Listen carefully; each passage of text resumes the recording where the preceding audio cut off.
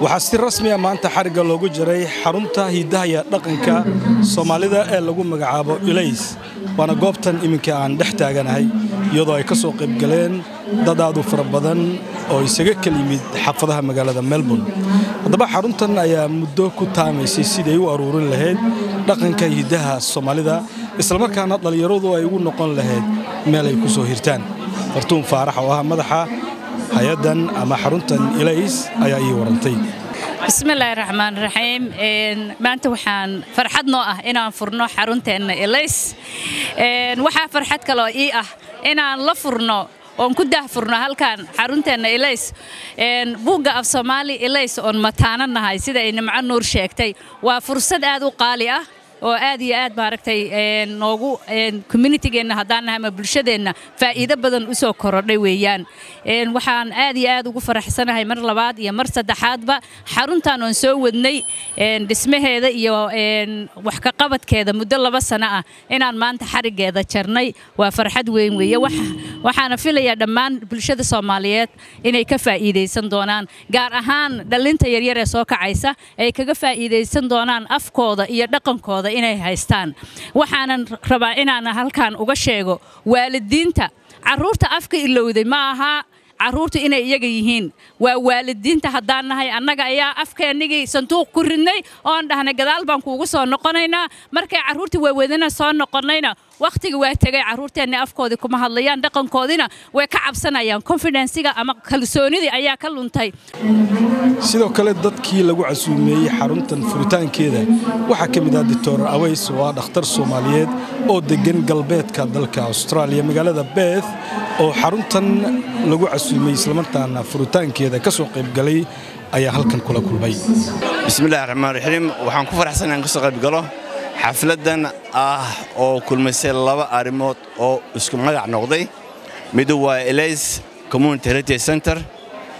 oo aan wax badan ku ogaa oo gabdhaha walaalaha ee maxaan ku reeray Melbourne ay diyaariyeen waxay tahay farxadina maado aan ka qayb galo furitaankiisa waxaan kala meesha ku kulmay walaashay Nimco Nuur oo aan muddo ku xiriirnay WhatsApp-ka groupka oo inuu timid inay soo bandhigto buugta ay u qortay af Soomaaliga asan loo bixiyay Ilays waa 2 Ilays midna ka yimid xaggaas iyo Scandinavian-ka imid ka soo iftiimay maxaan ku radaa Australia waxaan dhihi lahaa 2 Ilays marka isku biiraan meesha muddo laga baxay haduu Ilaahay raado waan soo dhaweynaa u hambaliyay labadooda wixii taageero ah oo liga baahday aanu diyaar baan laahay baafo السلام عليكم waxaa maanta halkan lagu soo daahfuray xarun cusub oo magaceedu la yiraahdo Ilays oo hidaha iyo dhaqanka ah oo garwadeen ka tahay walaasheen Fartuun Faarax magaalada Melbourne ee dalka Australia sidaas si la mid ah waxa hareer socdo oo maanta xaruntan nasiib u yeeshay in lagu soo bandhigo buugga Ilays af Soomaali oo aad moodid in magacyada Ilaahay isla doontay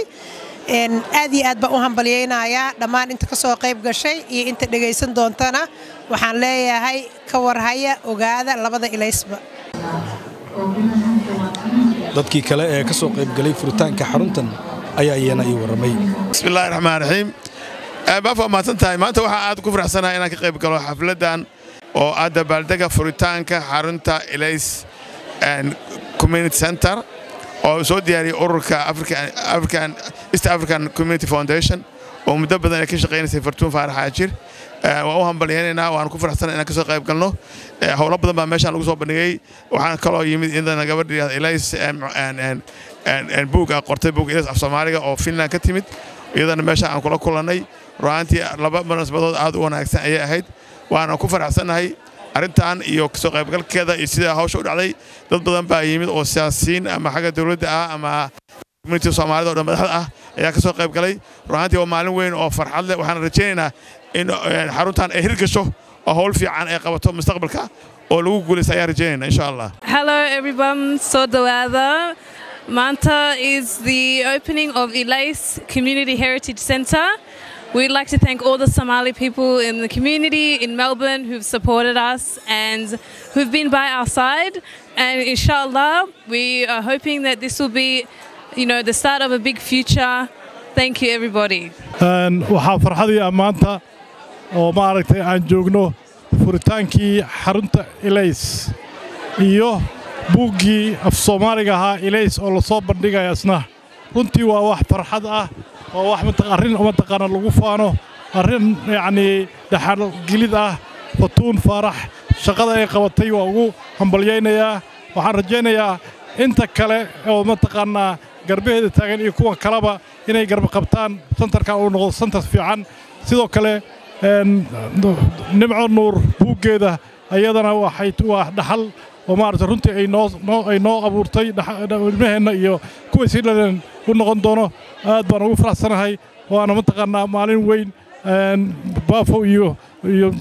warbixintiisa yacni hogaamintiisana waan ku faraxsanahay waxaa farxad weyn ii ah inaan caawa ka qayb galo xafladdan buugga af soomaaliga ku qoran oo nimca nuur ay qortay lagu daahfurayo oo dad jaaliyadda Soomaaliyeed Melbourne la soo hordhigay dad badan yaa ka hadleen meesha kuwa iga horeeyay iyo kuwaan soo gaaray siiba Dr. Aways hadalkiisii aad baan ugu bogay oo uu xoojinayay in af Soomaaligu asaas u yahay jiritaanka isirka dabciga iyo caafimaadka qofka Soomaaliyeed sidaa darteed ay muhiim tahay af Soomaaliga in la baro dhalaanka iyo caruurta hadda halkan ku dhalatay oo raadinaysa xageebay dhinaceebay yay ku tirsan yihiin halkeebay ka yimaadeen maxay aaminsan yihiin iyo dadkoodu muxuu ahaa sidoo kale waxaa ku faraxsanahay in af Soomaaligu uu door weyn ka qaadanayo isirka iyo identityda qofka Soomaaliga sidaa darteed waa muhiim in af Soomaaliga la bartaa nimco goor dhaweyd waxaan ku dhahayay ilaahay ka sokow waa inaan mar walba af Soomaaliga la soo qaado dawladda afka noo qortay loo mahadceliyaa ilaahay baa mahad iskale alxamdulilah rabbil caalamiin maanta barnaamijkan la iskugu yimid kulli waa community Soomaaliyeed oo muhiimadeeda ahayd dadka in maaragtay lagu wacyigeliyo in dadka danahooda loogu sheego dhaqankooda la tuso maaragtay luqadooda lagu barto oo maaragtay madaha meeshan jooga qolo walba dhaqan bay leeyihiin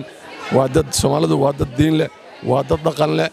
waa dad taariikhiya alxamdulilah rabbil caalamiin geesiyiina insha Allah taala inta kaliya aan Soomaali aan ka codsanay waxa weeye in hore loo socdo wixii dhacay waa dhacay xaruntan runtii waa xarun lagu ilaaliyo ilmaha dhaqankooda akhlaaqdooda diintooda marka waa xarun runtii aad iyo aad qaali u ah ummadda Soomaaliyeed meel allaale meeshan meelba intay joogaan dhammaan meel oo dhan marka aad iyo baan salaamay assalaamu calaykum waraxmatullaahi wabarakaatu assalaamu calaykum waraxmatullaahi wabarakaatu anoo Yaaqoob Cabdi Yusuf Shuuriye oo lii aqaano Mr Chairman maanta waxa ka soo dhaxgalnay Ilyas community waxa ku faraxsanahay community in la soo dhaxgalo maamayaashana soo dhaxgalaan inay dhalinyarta nala soo baxaan maanta waxa ku faraxsanahay si aad iyo aad inaan liga marti qaado meeshan community service-ka oo anigana u yahay madaxda dhalinyarta si gaar ahaan Chairman li yaqaano marka ilaahay waxaan iga baryayaa in ilaahay rabbiyo wax khayr qaba ka dhigo ilaahay waxaan ka baryayaa Ilyas community dadka community-ka iyo dadka dhaqanka iyo diinta isku keeno in ilaahay meel naga dhigo waxa isku ognahay oo talo niga siinaya Soomaaliya ha noolaato oo dadkan ha isku noolaadaan oo dadkan ha la isku heesto dad gacmo noqdaan ha la isku heesto waxaan ugu talinayaa qabiil naga daaya Soomaaliya hal ha noqoto magacaygu Siciido Maxamuud Xaashi maanta waxaan ka soo qayb galay Ilays xaruntii dhaqanka iyo hiddaha ayaan furaynaa luuqadayada isku imaadka dumarka dhalinyarada isdhexgalka aad iyo aad baan ugu faraxsanahay maanta dadweynaha sharafta leh oo Soomaaliyeed oo nagala soo qayb galay ma sha Allah aad iyo aad baan ugu faraxsanahay maanta inaan goolka yagi gaaray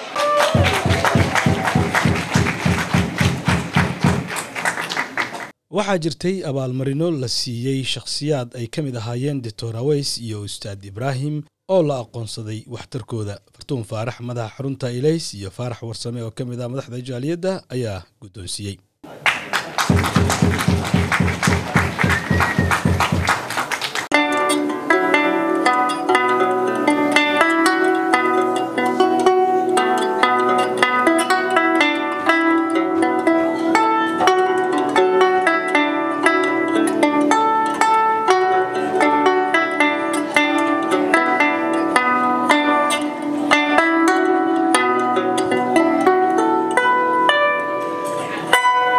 xaruntan gudaheeda markii aad ku soo dhex wareegto waxaad arkaysaa agab kala duwan oo ah agabkii dhaqanka Soomaalida iyadoo waliba lagu dhex dhisay aqal Soomaali Ibrahim Umar Baafe wararka Somali TV magaalada Melbourne dalka Australia